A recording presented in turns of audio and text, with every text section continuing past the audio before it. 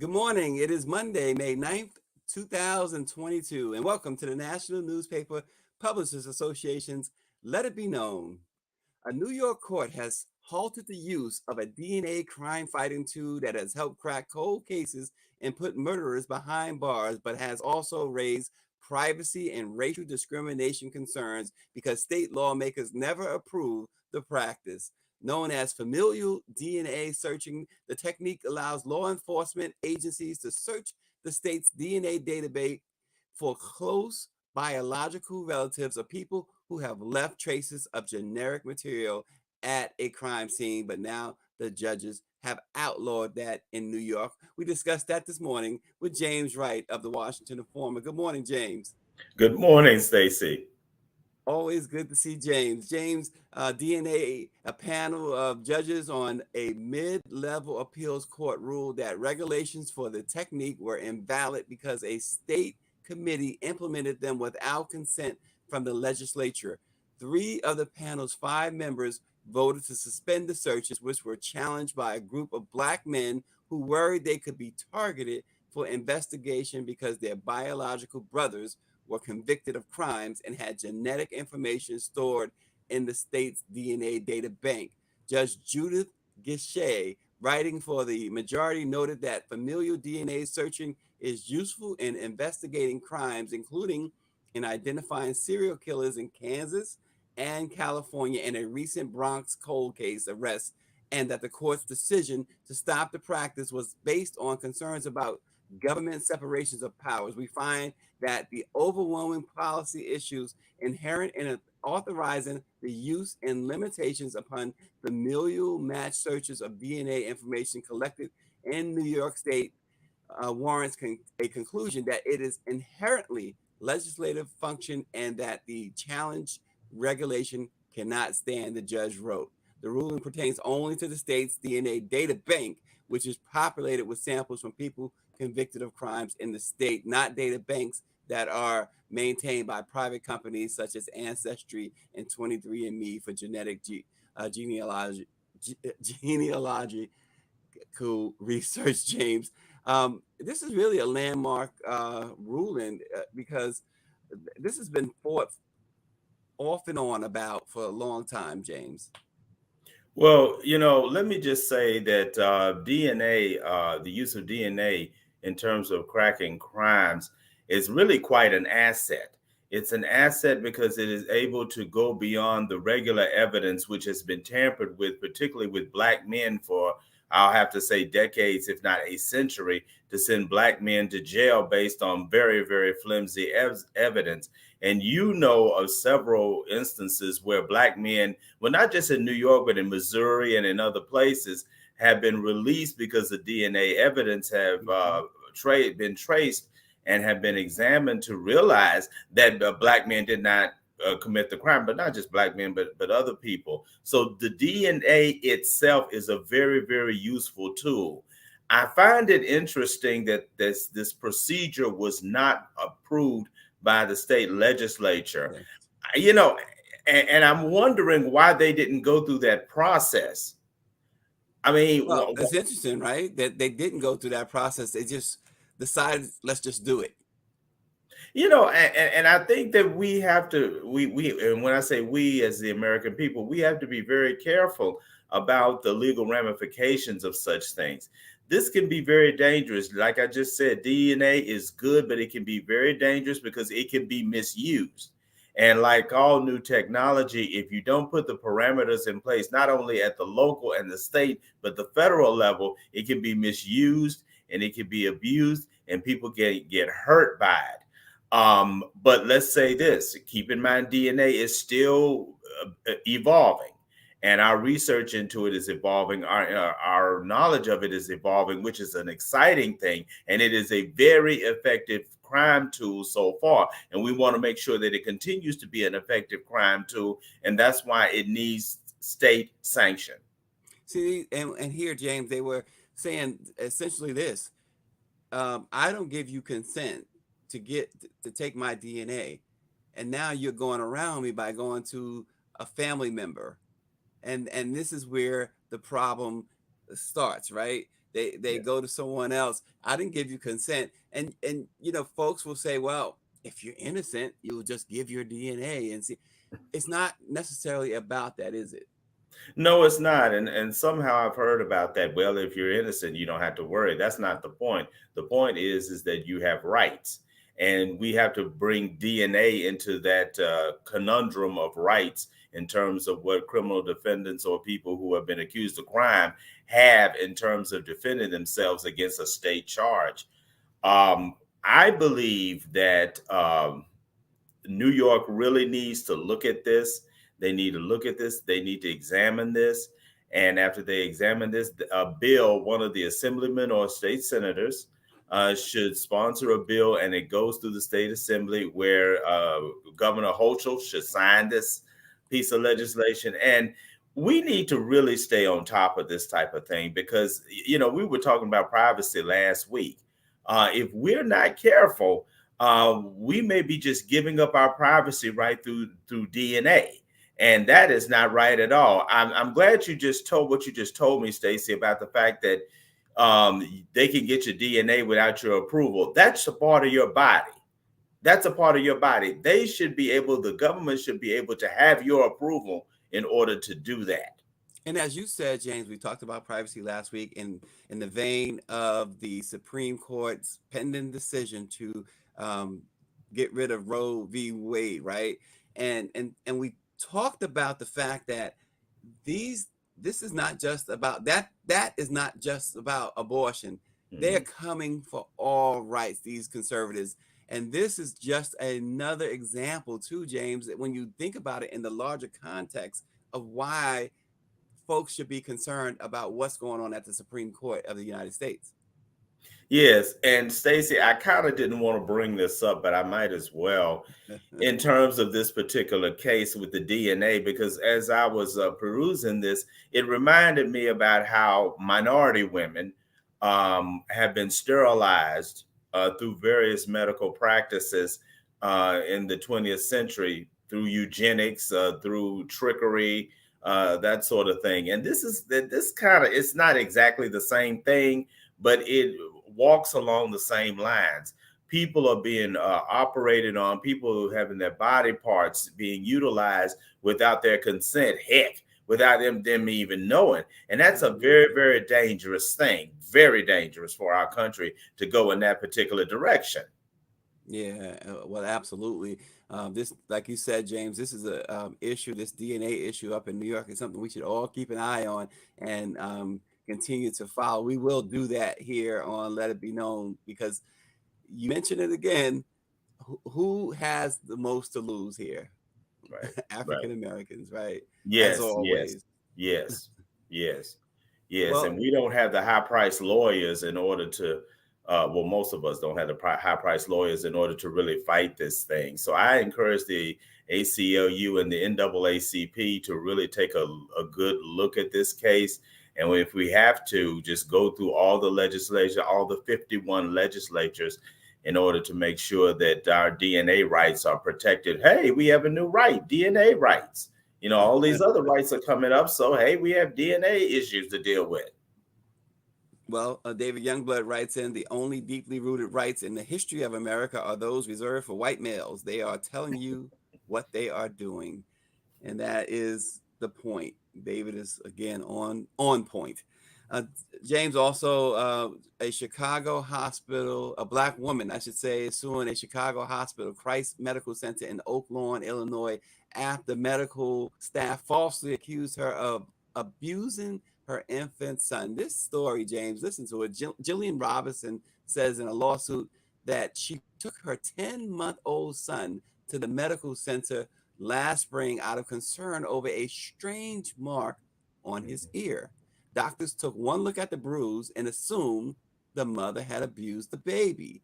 As it turned out, the discolored skin on her son's earmark was on his her son's ear was a birthmark. Mhm. District Court for the Northern District of Illinois is where the suit is being filed. And it says doctors at Advanced Christ were not certain what the mark was when they reported a quote unquote suspected case of child abuse by Miss Robinson to the Department of Children and Family Services. Reportedly, they sliced into the baby's ear bruise and were unsuccessful in their attempt to drain it. They also performed an unnecessary CAT scan on his head and a bone scan on the baby to quote unquote support their presumption of child abuse after making a DCFS report. The nightmare did not end there, James. The DCFS, the Family Services, threatened to place her son in foster care as part of a quote safety plan. Ms. Robinson was ultimately required to live with the infant at her uncle's home for about a week until the safety plan ended last May. She says, to say I was blindsided is an understatement. I was made to feel like I was crazy. Everything that was being said to me was against rationale, logical thought from my point of view. During her time at the hospital, Robinson says a staff member told her that there is a vast difference in the way the hospital treats white families who bring in children with bruises compared to Black parents who do the same. She also was subjected to offensive comments about her son's fair skin, and staffers pressed her with questions about the baby's father. This is nothing short of an outrage, James. Where do I start with this? You go through 4 years of undergrad and then 4 years of medical school and maybe 2 years of residency. And you begin, if you have those type of credentials, you would think that people would be very well prepared to see a birth marker on a baby, regardless of that baby's race. But instead, you jump to these crazy conclusions that have no basis in fact that a child is being abused. Now, we're living in a time where there is a lot of abusing of children. There's no question. And we're living in a time where these cases do need to be reported. But we're also have people like these doctors who assume that they know everything. And they're assuming that because this is a minority parent, and a lot of people like that think like this child is being abused and something's wrong with this woman and we have to do something. We have to do something right now. But that type of groupthink is very dangerous because not only is it inaccurate, it is illegal and unethical. And so this case is it's just outrageous to me in so many fronts. And you just mentioned the first part of it. I mean, I don't want to getting to stay with the uncle and the extra requirements, and then about the child's skin and all the offensive questioning her comments. about the father. Would they? You all you have to ask the simple question here, and it is a simple answer to it. Would they have done this to a white mother? No, they would not have done that to a white mother. And if a white child was abused like that, it would be reasonable to assume that they wouldn't even try to get involved. What they would have done is they would have just examined the child, passed him on, and moved on. But for some reason, they wanted to be a superhero. I would mention a racist superhero in order to save this Black child, who's fair skinned, by the way. And that's a very important factor in this. And getting into, like you just alluded to, jumping into the relationship and that sort of crazy thing. And there's also this discussion about cultural competency at these hospitals. And now Howard University Medical School does this, but they teach a class on cultural competency on how to treat patients. But I don't know about some of the other mainstream, medical schools who teach this type of class. Black people hurt too. Black people experience pain. Well, isn't that all a part of racism? Where I mean, dating back to slavery, where they just, especially Black women, that they just assumed, racially so speaking, Mm-hmm. that they didn't feel any pain, that you could do whatever you want to them. Yes, yes. And you brought it full circle in terms of slavery. Black women can take the pain. Black women are strong. They can endure. Black women are just like anybody else. They're hurt just like anybody else. I was thinking about this case in terms of, I believe it was Serena Williams, Stacy, Mhm. when she was going through her very difficult birth of her daughter. And at the hospital, here's this world famous tennis star that has millions and millions of dollars. And she talked about how she was not treated very well in terms of the medical Almost died. facility she was at. Yeah, almost died. I mean, this is just ridiculous. And would this have been a white woman? Heck no. They would have been treated much, much better. Our hospitals have got to do better. Our medical schools have got to do better in terms of treating patients of color. And it starts with education, not only in the medical schools, but even at the hospital level. Well, isn't it more than just educate? I mean, education is extremely important when it comes to that, but isn't it more than just that? I mean, really, it seems to me you just have to somehow root out the racism, and that, of course, is an issue that this country's been tackling for. Well, the civil rights activists have been tackling forever. We even briefly before the show mentioned the situation over the weekend with Candace Owens and Patrice Cullors, which we'll get into more on tomorrow's show. But this racist idea of, as we said, black women can't be hurt. You can't, Mhm. physically and otherwise, right? And of course, we know what happens at these hospitals. You mentioned Serena Williams, the black maternal mortality rate. It's absurd. And so it's got to be more than just an education. It has to be something more deeply entrenched in these people, that there's absolutely no care for when it comes to black women at these hospitals. And and one of the reasons is because many of these doctors and a lot of these nurses, though not the majority of these nurses, when they go through their residency programs and when they go through medical school, nursing school, they're not taught sensitivity. They're just taught the straight science. And they're taught how to apply the science in a cold manner. And they're taught how to treat white patients. They're not taught about the unique facilities of black patients and black people. Not to set aside black people as being special in that regard, but we do have special qualities, not minor in terms of physicality. So, but we're not taught that, and they're not taught that, I should say. And that should be an emphasis. Again, I talk about Howard University's medical school. I'm sure Meharry, the school out in California, they do that, but these white medical schools don't. And these white medical societies don't talk about that, and neither do the nursing, the nursing schools. The thing is there needs to be more sensitivity Mhm. toward black people, and that has to come from the hospital administrators too, who have MBAs probably from Harvard or Yale, and they really have no sensitivity toward their black patients. And that's the thing. Black patients are not considered as valuable as white patients. So therefore they get secondhand treatment. And we all know about that. And that needs to stop. Yeah, well, you know how we always say when it comes to teachers, we need more who look like us. Well, certainly we need more doctors and nurses Oh, yes. who look like us. You reference Howard University's hospital. You reference Meharry in Tennessee.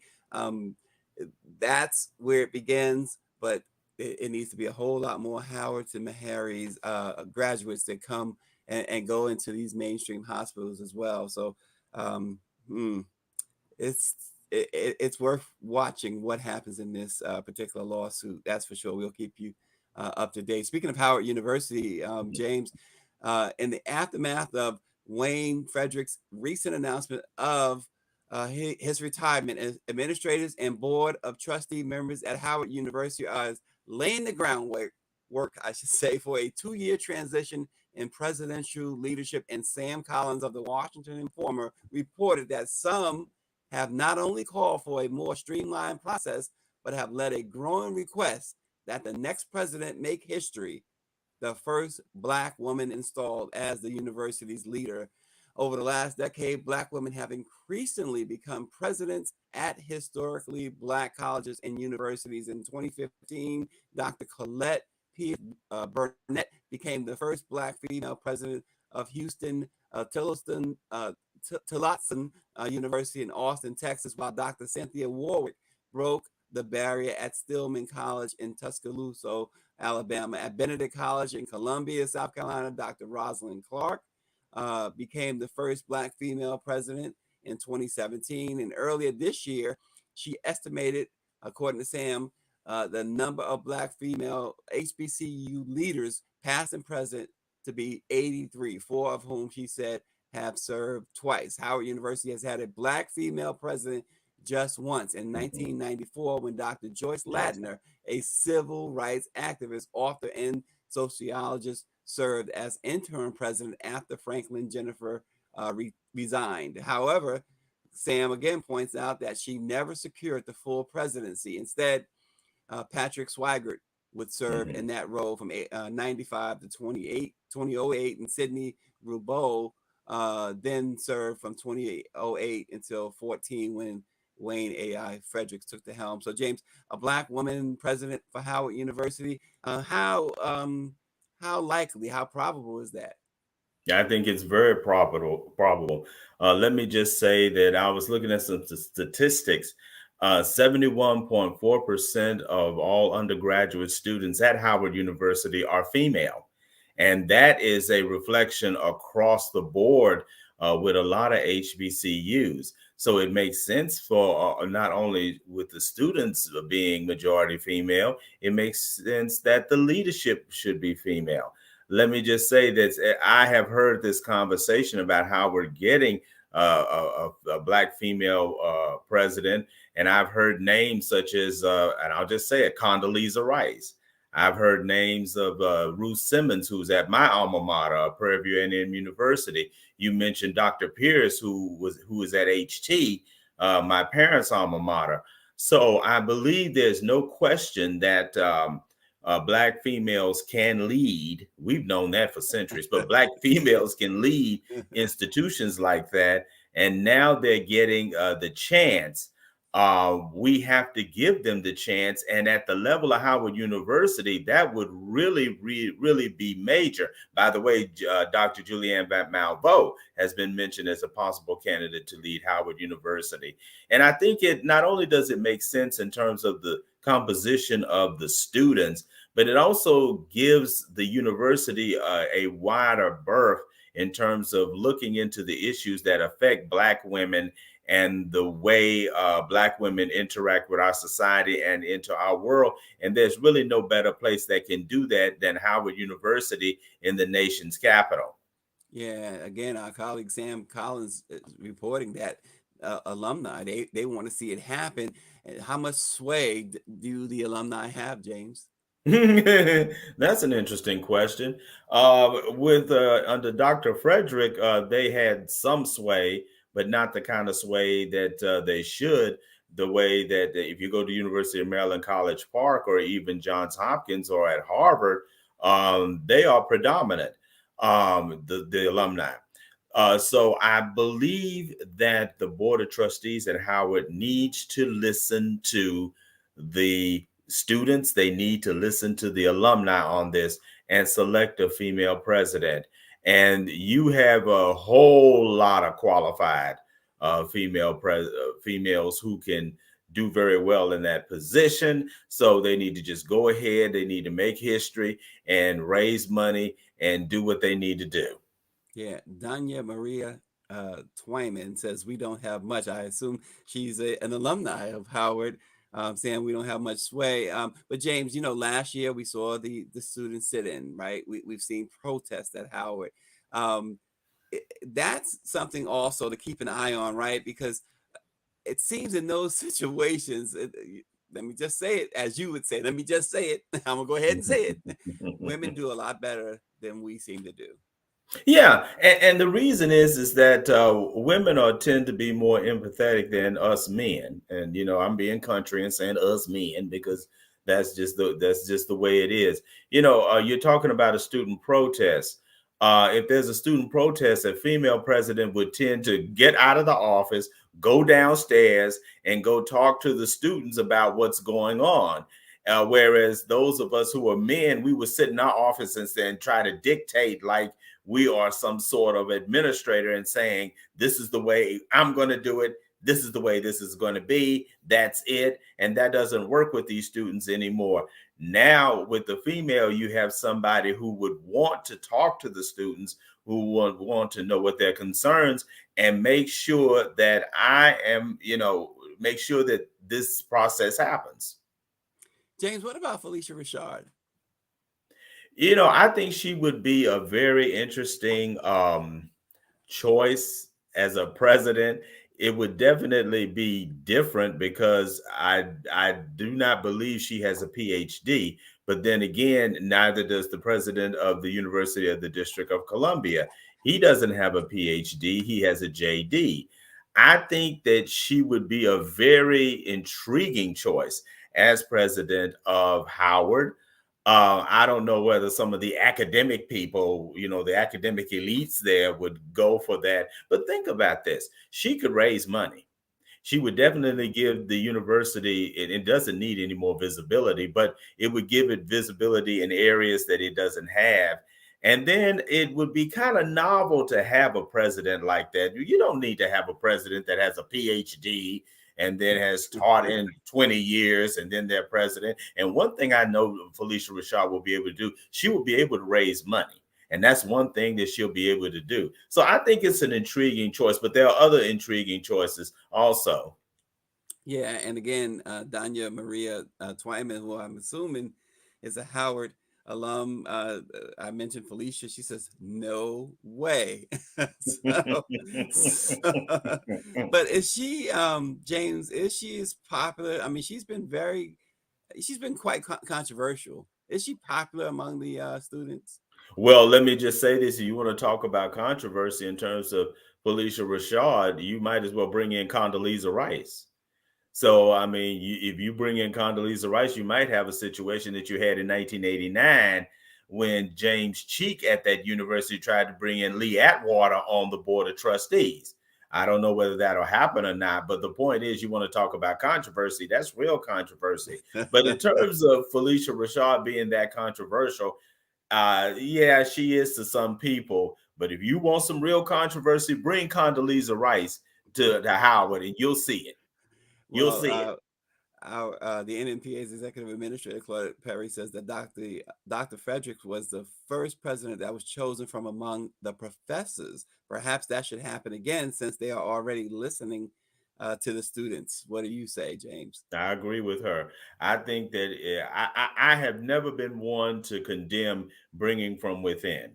I think it's very healthy to bring within. I think that's one of the advantages that Dr. Frederick had was that he was from within. So he understood, the intricacies of the university, the intricacies of how it operates and the students. So bringing it from within, I definitely agree.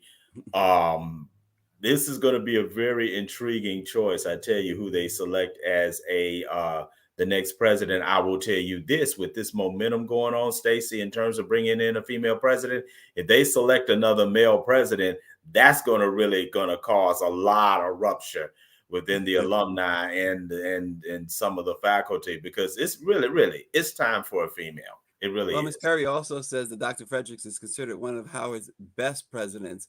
Also, speaking of Howard University, before we close this, I think we should mention on Saturday, actor Anthony Anderson graduated Howard University. What an accomplishment. He said it took 30 years, but he did it. So he posted some photos on Instagram and over the weekend. He was so happy that he said he finally accomplished it. So good for him. Good for Anthony Anderson graduating Howard University. But James, we can't leave without talking about what's coming up. And what's coming up, James, is the convention, the NNPA's summer conference in New Orleans, June 22nd. Freedom, justice, equality, and equity. That's the theme, y'all. Join us. Go to www.nnpa.org events.com and register for a great, great rate at a fantastic hotel. They always pick fabulous hotels. So join us. And Stephanie Mills is going to perform live. That's all she does, though. She never does tape. She's performing live for the National Newspaper Publishers Association. And anybody who cares to join, you can go to that website. Actually, you can get tickets. She's going to perform at the Legacy Awards. And the tickets are really cheap too, especially with Stephanie Mills performing. So join us in New Orleans, and thank you always for watching Let It Be Known. We will see you tomorrow.